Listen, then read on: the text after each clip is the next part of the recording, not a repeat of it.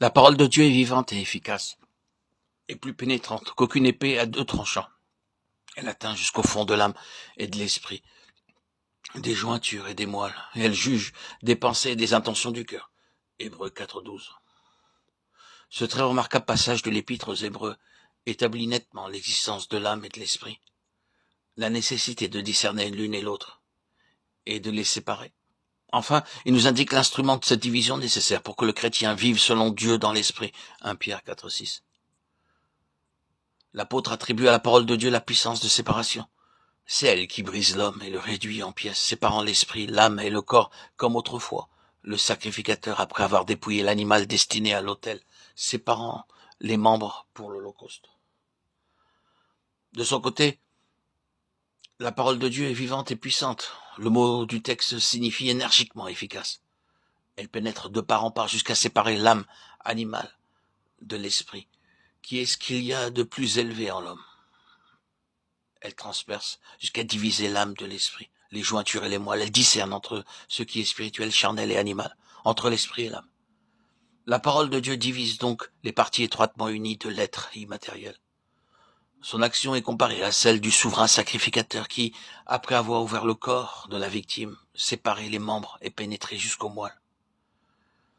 L'image employée est des plus subjectives, très instructive, pour quiconque aperçut le danger et redoute les développements de la vie psychique aux dépens de celle qui procède du sanctuaire de l'esprit, où demeure l'esprit de Dieu.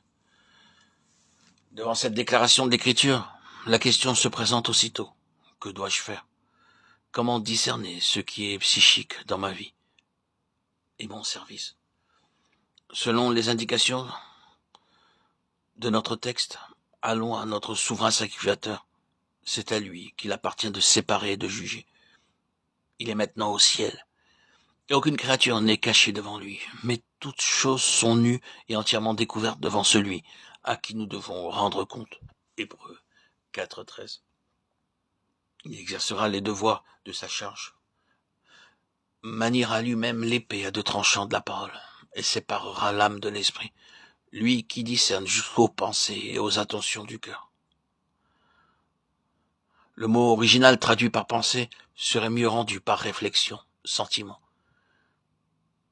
Et le mot traduit par intention signifie les conceptions mentales, l'intelligence. Celui qui s'est fait homme pour pouvoir être un souverain sacrificateur, miséricordieux et fidèle.